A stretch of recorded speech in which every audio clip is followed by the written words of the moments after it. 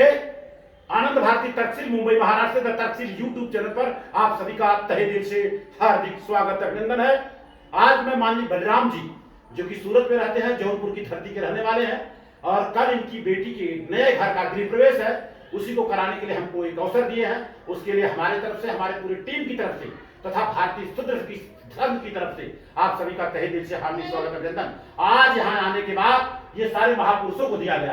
कहते हैं चित्र से चरित्र का निर्माण होता है, लेकिन इन्होंने क्या किया, लोगों ने चित्र ही तोप के रख देते हैं। लो फूल माला, लो अगरबत्ती, लो धूप बत्ती, लो मोमबत्ती। लेकिन स्कूल में पढ़ाया जाता है कोई भी चीज अगर हम बर्न करेंगे, कोई भी चीज अगर हम जलाते हैं तो उससे कार्बन डाइऑक्साइड पैदा होता है, और कार्बन डाइऑक्साइड सेहत के लिए हानिकारक है। आज की फोटोग्राफर, आज की वीडियोग्राफर है दरअसल इन्हीं की सुपुत्री है, नाम इनका पूनम जी है। पूनम जी, आज ये सारे महापुरुषों को हम लोगों ने यहाँ पर लगाया, तो बताइए कैसा लगा आपको? बहुत अच्छा। बोलिए, अच्छा लगा ना? बहुत और अच्छा। भारत की प्रथम शिक्षिका महिला सावित्रीबाई फुले आपके सोसाइटी में किसी बच्चे को पता नहीं था, और जिसको पता नहीं था उसका कसूर नहीं है, जिसको पता था उसने बताया नहीं, कसूर उसका है। सही बात है ना? तो सर आपने घर से क्या संदेश देंगे सर? आप पहली बात तो आप बधाई के पात्र इसलिए हैं कि आपने कहा भाई बैजनाथ जी या तो आपको आना ही पड़ेगा, जबकि जब आप 2 दिन 3 दिन पहले फोन किए थे तो मैं अहमदाबाद से रिटर्न हो रहा था, तो हमने कहा था सर बड़ा मुश्किल तो लग रहा है, लेकिन बैजनाथ को पूरा श्रेय जाता है। कल उन्होंने फोन करके कहे कि सर आपको जाना ही पड़ेगा, तो सर क्या श्रेय आप यहाँ संदेश देंगे सर आप? सर सबसे महत्वपूर्ण चीज ये है कि पहले हम भी धार्मिक गुलामी में ही जी रहे थे जी, और ये तो आप लोगों का बहुत बड़ा योगदान है कि जो हमको उस मानसिक धार्मिक गुलामी से बाहर निकाले हैं जी। तो उसके लिए आप धन्यवाद के पात्र हैं। और अभी हाल में हमारी बीच वाली लड़की जो है, नाम क्या है? अनीशा। अनीशा जी। अनीशा का मकान, नया मकान है, तो उसी का गृह प्रवेश का प्लान बना रहे थे। तो प्लान में ऐसा था कि अभी पूरा काम तो हुआ नहीं है जी, और हम गांव जाने वाले हैं जी। तो ये हुआ कि भाई संडे को हम उसका गृह प्रवेश का कार्यक्रम पूरा कर लें जी, और फिर ये हुआ कि फिर गृह प्रवेश का कार्यक्रम करेंगे तो फिर कैसे करेंगे, क्योंकि हमारे आजू बाजू में अच्छे अच्छे लोग हैं। पर अभी वहाँ सत्यनारायण की कथा यहाँ भी हुई और यहाँ भी हमारे दोनों बगल में हुई जी, और ये लोग सत्यनारायण की कथा किए और बहुत सारे और भोज भी किए, मतलब अलग अलग। तो उसके लिए हमारा तो क्या है कि हम जो धार्मिक और मानसिक गुलामी से बाहर निकल चुके हैं, और इसके लिए बोला कि हम तो भाई सत्यनारायण कथा करेंगे नहीं।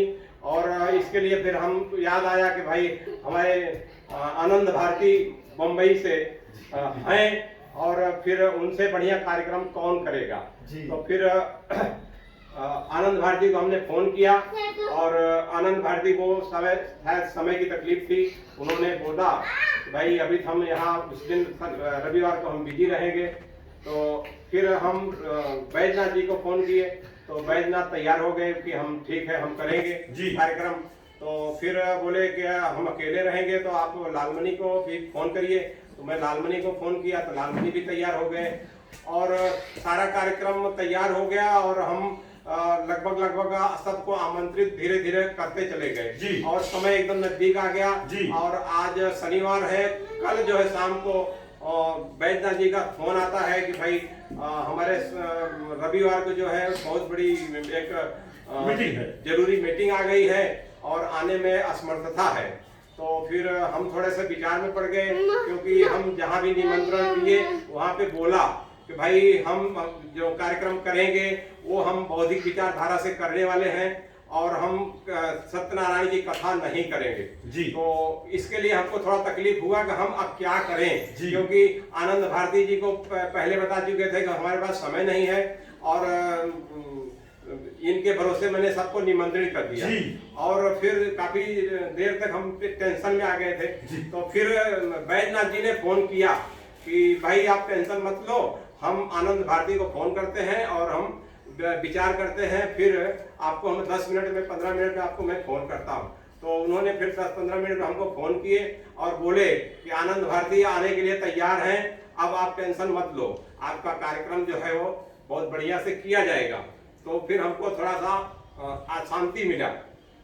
तो बाद में लगभग लालमणि का भी फोन आ गया कि भाई हमारे को सर्दी ज्यादा हो गई है और अभी की मतलब यहाँ का माहौल इस तरह चल रहा है कि सर्दी में कहीं आना जाना भी थोड़ा तकलीफ हो सकता है।